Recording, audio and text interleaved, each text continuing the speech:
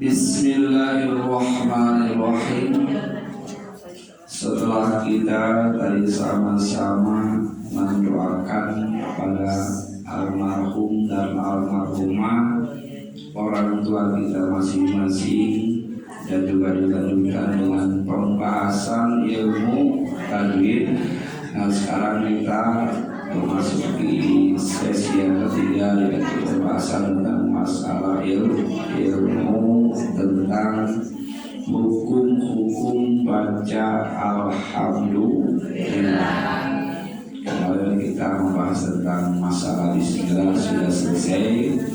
Sekarang kita mencoba untuk naik satu ayat, yaitu alhamdulillahirabbil alamin. Siapkan bukunya, siapkan pensilnya, supaya jangan lupa.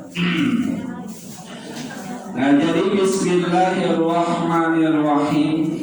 Ketika kita membaca surat Al-Fatihah, artinya sudah tahu semua. Aku memulai dengan membaca Bismillahirrahmanirrahim dengan nama Allah yang Maha Pengasih lagi Maha Penyayang. Kritik hati hendak membaca Al-Quran, minat keinginan hati untuk membaca Al-Quran, untuk melaksanakan sholat, untuk berbuat kebaikan, itu merupakan nikmatul uzma, nikmat yang besar, nikmat yang agung. Ya, bila hati kita ada kritik hendak menuntut ilmu, hendak membaca Al-Quran, hendak melaksanakan sholat, ini adalah dalam hati kita itu adalah mendapat nikmat yang besar dari Allah Subhanahu wa Ta'ala. Jadi kita baca Bismillahirrahmanirrahim. Aku mulai, ini pekerjaanku. Aku mulai, ini sholatku. Aku mulai, ini kelakuanku dengan membaca Bismillahirrahmanirrahim. Itu adalah nikmat yang agung dari Allah Subhanahu wa Ta'ala. Bila mana kita dapat nikmat, apa yang paling layak kita ucapkan? Alhamdulillahirabbil alamin. Ya, jadi ketika kita sudah membaca Bismillah, ya, bersyukur kepada Allah mendapatkan nikmat yang agung. Setelah mendapatkan nikmat, kita baca Alhamdulillahirabbil alamin. Nah, kalau orang salat seperti itu pasti khusyuk, ya, pasti khusyuk karena dia fokus kepada bacaan. Nah, Bismillahirrahmanirrahim, dengan nama Allah aku sholat, aku membaca Al-Quran, itu nikmat dari Allah Subhanahu wa Ta'ala. Lalu kita ucapkan Alhamdulillahirabbil alamin. Segala puji bagi Allah Tuhan semesta alam. Ya. Para hadirin kaum muslimin rahimakumullah, Rasulullah sallallahu alaihi wasallam bersabda, Alhamdulillah samanu kulli nikmatin. Alhamdulillah itu adalah harga tiap-tiap nikmat. Allah memberi kita nikmat, kita alhamdulillah lunas. Ya. Bila Allah memberi nikmat kepada kita, kita tidak menyebut atau mengucap alhamdulillah, kita belum bayar nikmat itu. Belum bayar nih. Alhamdulillah kullu samanu kullu nikmat. Alhamdulillah itu adalah harganya nikmat. Bahkan Allah Subhanahu wa Ta'ala disabdakan oleh Rasulullah sallallahu alaihi wasallam, apabila Allah memberikan nikmat kepada hambanya, ya, satu nikmat daripada nikmat duniawi, misalkan duit datang 1 karung, atau pakaian datang selemari. Nah, pakaian itu datang kepada kita. Nah, kita ucapkan alhamdulillah, Allah berfirman. Ketika kita mengucapkan alhamdulillah, Allah berfirman. Ujar Allah Subhanahu wa taala apa?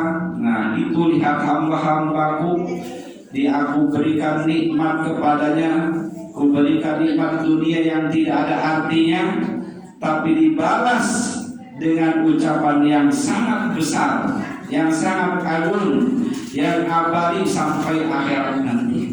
Ya, alhamdulillahirabbil alamin. Jadi Allah bangga, ya Allah bangga. Kata Allah, dikasih nikmatnya sedikit, ya tidak apa-apanya, tidak ada artinya, tapi dia balas dengan ucapan alhamdulillahirabbil alamin. Itu adalah ucapan yang agung, yang besar, yang abadi sampai akhirat nanti.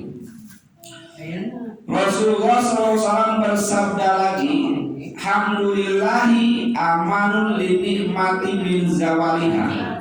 Ya, bila kita dapat nikmat lalu kita ucap alhamdulillah, itu adalah merupakan keamanan daripada hilangnya itu nikmat. Kita dapat nikmat alhamdulillah, insya Allah ini nikmat akan tidak hilang, ya, tidak akan dibinasakan orang lain.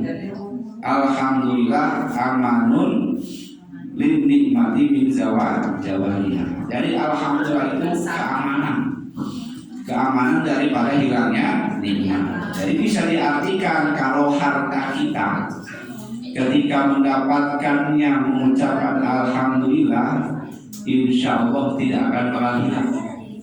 Diamankan oleh alhamdulillah, insya Allah tidak akan dicuri oleh orang lain, karena kita sudah mengucapkan alhamdulillah, diamankan oleh alhamdulillah. Para hadirin kaum muslimin rahimahullah, Rasulullah SAW bersabda lagi, kullu amrin dibalin la yubda'u fihi bilhamdulillah bahwa akton. Ya, tiap-tiap sesuatu perkara yang mulia yang tidak dimulai padanya dengan alhamdulillah, maka perkara itu menjadi potong. Ya, perkara itu menjadi potong, artinya kurang berkah. Maksudnya adalah ada dalam beberapa keadaan tertentu kita disuruh mengucap yang pertama itu alhamdulillah, bukan bismillah. Dalam keadaan-keadaan tertentu kita disuruh mengucap alhamdulillah, bukan mengucap bismillah. Dalam keadaan tertentu kita dianjurkan oleh Rasulullah SAW, ucapan pertama yang kita ucap alhamdulillah, bukan bismillahirrahmanirrahim. Ada lagi dalam keadaan tertentu ucapan yang kita ucap alhamdulillah itu letaknya sesudah bismillahirrahmanirrahim. Ada yang didahului dengan alhamdulillah, ada yang didahului dengan bismillah. Oleh karena itu para ulama mengatakan bahwa ya, mengucap alhamdulillahirabbil alamin itu kadang-kadang hukumnya wajib. Ya, mengucap alhamdulillah itu kadang-kadang hukumnya wajib, seperti di dalam sholat. Alhamdulillahirabbil alamin itu wajib, karena kalau tidak dibaca sholatnya batal, tidak sah. Ya. Yang wajib lagi dalam khutbah Jumat, Jumat, alhamdulillahilladzi arsala rasulahu bil huda wa dinil haqqi liyudhhirahu 'ala dini kulli. Wajib bagi khadir. Ada lagi alhamdulillah itu mengucap hukumnya sunnah, seperti waktu khutbah nikah. Nah, kalau khutbah nikah masuk sunnah, kalau khutbah Jumat wajib. Alhamdulillahilladzi ahalla nikaha wa nadaba ilaihi wa harrama sifaha wa ada alaihi. Sunah ucapan alhamdulillah. Nah, khutbah nikah itu dimulai dengan alhamdulillah. Itu hukumnya sunnah. Memulai doa dengan alhamdulillah, ya, itu sunnah. Tapi sebaiknya doa itu dimulai dengan bismillahirrahmanirrahim dulu, baru alhamdulillah. Sebab Rasulullah SAW berkata, setiap doa yang diawali dengan bismillahirrahmanirrahim, doa itu tidak ditolak. Doa itu diijabah, tidak ditolak oleh Allah Subhanahu wa Ta'ala. Ya, bismillahirrahmanirrahim. Alhamdulillahilladzi hamdan yu'abbi wa yukafiru mazid. Ya, jadi awali dulu dengan bismillah. Mengakhiri doa alhamdulillahi rabbil alamin. Itu sunnah. Sesudah makan, sesudah minum, hukumnya sunnah. Ketika dapat nikmat-nikmat yang tidak menjahatkan orang lain, itu pun sunnah. Mengucapkan alhamdulillah tapi tidak menjahatkan orang, itu sunnah. Ada nikmat yang diberikan Allah kepada kita, cuman orang lain itu sedang sengsara, ya, sedang sebaiknya jangan diucapkan di mulut itu alhamdulillah. Kenapa? Karena orang-orang di sekitar kita dapat musibah. Ya, jangan mengucapkan alhamdulillah. Pernah dikatakan salah seorang aulia besar yang bernama Sari As-Sakati, ini semasanya dengan Imam Al-Junaidi Al-Baghdadi, seorang wali. Kata beliau, aku beristighfar selama 30 tahun gara-gara mengucap alhamdulillah. Jadi wali itu mengucap alhamdulillah. Dia beristighfar selama 30 tahun. Bagaimana ceritanya? Kata beliau, satu hari aku sholat di masjid. Beres sholat di masjid, datang orang-orang menghampiri beliau. Ya Tuan Guru, ya, itu pasar sedang kebakaran, ribuan toko habis terbakar, terkecuali tokonya Tuan Guru. Alhamdulillah, dia ngomong alhamdulillah. Nah, setelah dia ngomong alhamdulillah, berpikir, ya, saya ngomong alhamdulillah mendapat nikmat dari Allah Subhanahu wa Ta'ala, tokonya tidak terbakar. Tapi saya mengucapkan alhamdulillah di atas penderitaan orang banyak. Di atas penderitaan orang banyak. Ya, sebaiknya saya bukan memikirkan nikmat yang kecil itu, tapi yang saya pikirkan adalah tokoh orang-orang yang hangus terbakar. Ya, maka dia beristighfar selama 30 tahun, bertobat kepada Allah Subhanahu wa Ta'ala gara-gara mengucap alhamdulillah. Jadi mestinya aku tidak mementingkan nikmat yang selamat itu, tapi aku pikirkan adalah orang lain yang kena musibah. Nah, itu juga sama. Kalau sekiranya kita dapat nikmat, orang lain yang sengsara, jangan mengucapkan alhamdulillah, ucapkan saja di dalam hati. Ya, jadi ini semuanya ada aturannya, diatur oleh Allah Subhanahu wa Ta'ala. Mengucap alhamdulillah ini bisa juga. Kemudian juga kita harus melihat situasi dan kondisi. Nah, jadi mengucap alhamdulillah pun ada aturannya. Ya, seperti tadi ada aturannya. Mengucap alhamdulillah bisa makruh. Nah, bisa makruh. Tadi ada yang wajib, ada yang sunnah, dan juga bisa makruh bila mulut kita bernajis. Makruh. Mengucapkan alhamdulillah bila misalkan mulut kena habis dicopotin gigi berdarah terus, ada jangan mengucapkan alhamdulillah. Atau kita berada di tempat najis, atau kita berkenan di tempat najis. Kan alhamdulillah udah dicabut gitu kan suka bilang gitu. Iya, jangan diucapkan, tapi di dalam hati tidak apa-apa. Nah, jadi kalau kita mulut bernajis tidak makruh mengucapkan alhamdulillah, atau kitanya berada di tempat najis, tempat kotoran lainnya, jangan mengucapkan alhamdulillah. Dan mengucap alhamdulillah ini bisa juga haram. Nah, habis makruh bisa bila mana kita gembira, bila mana kita gembira dengan maksiat. Gembira dengan maksiat. Ya.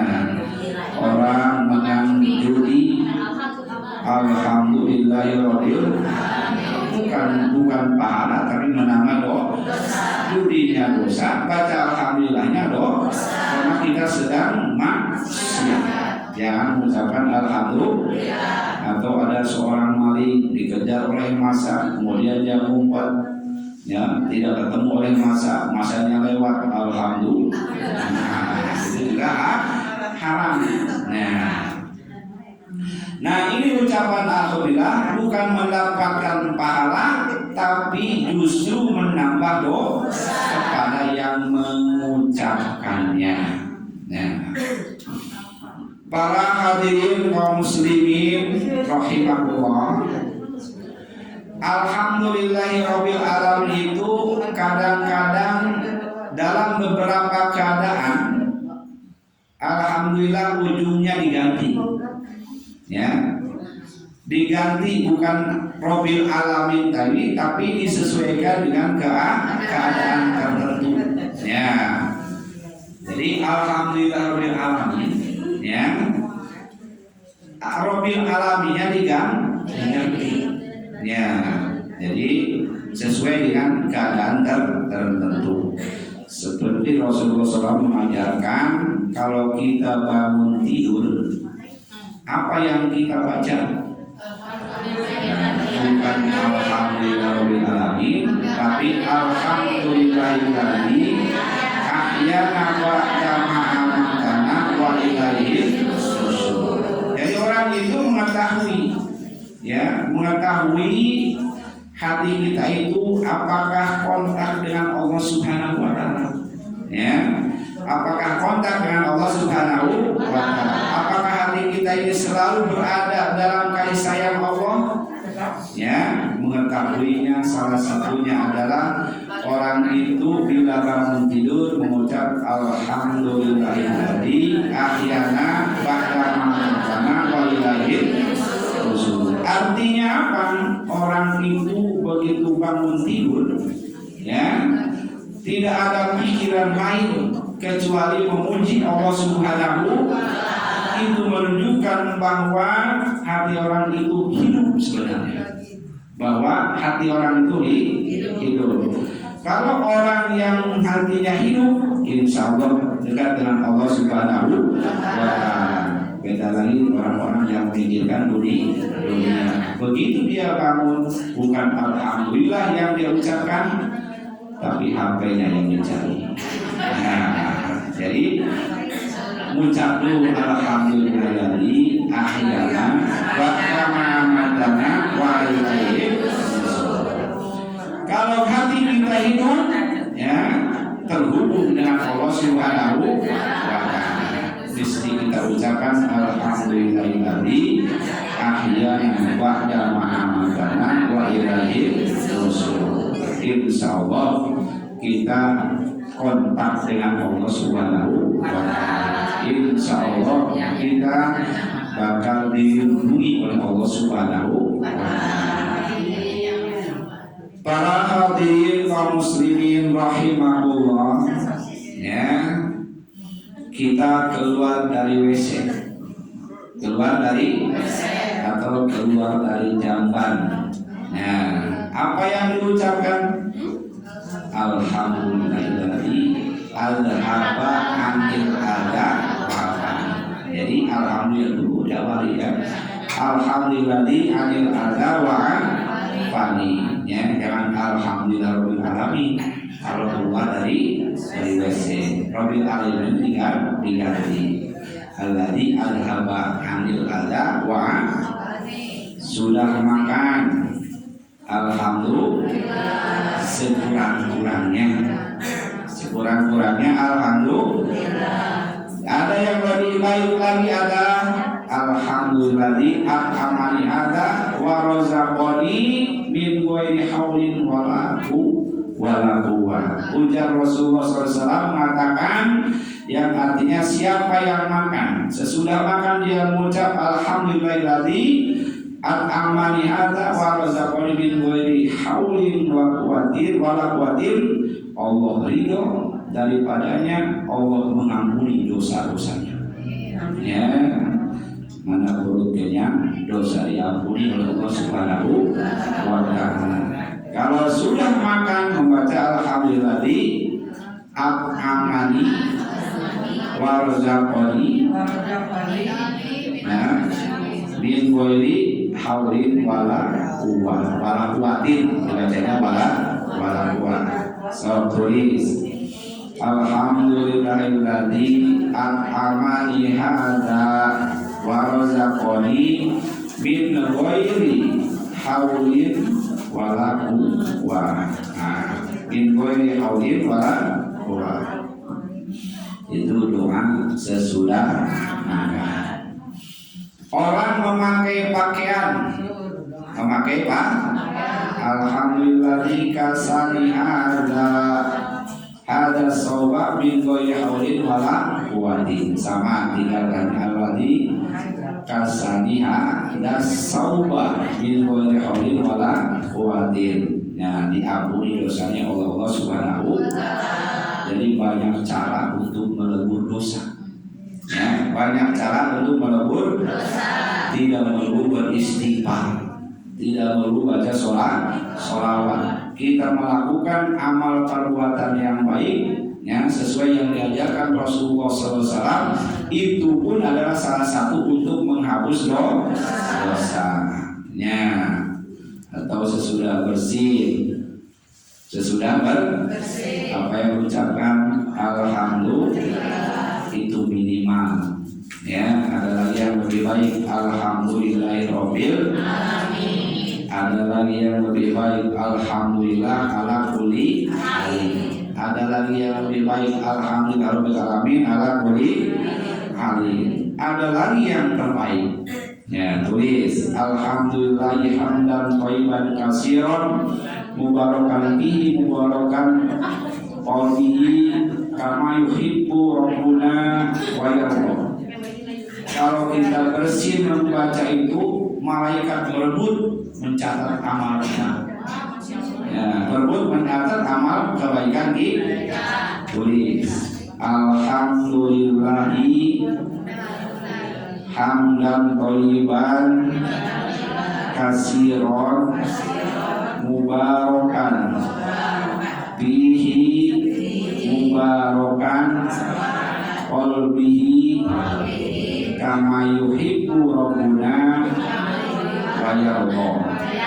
Ya, jadi menurut para ulama alhamdulillah samaniyatu ahrufin.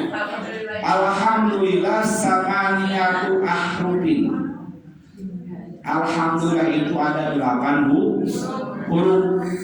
Wa babul jannati samaniyatun, dan pintu surga itu ada 8 pintu. Ya, alhamdulillah ada 8 huruf. Kemudian pintu surga ada 8 pintu. Paman qala di samaniyati, barang siapa yang mengucapkan kepada yang 8 huruf ini, istofa'i qalbahu, maka dibersihkan hatinya, istahaqo, dia berhak samanya ke babal jannah, 8 pintu surga. Ya, jadi alhamdulillah ada 8 huruf, silahkan hitung.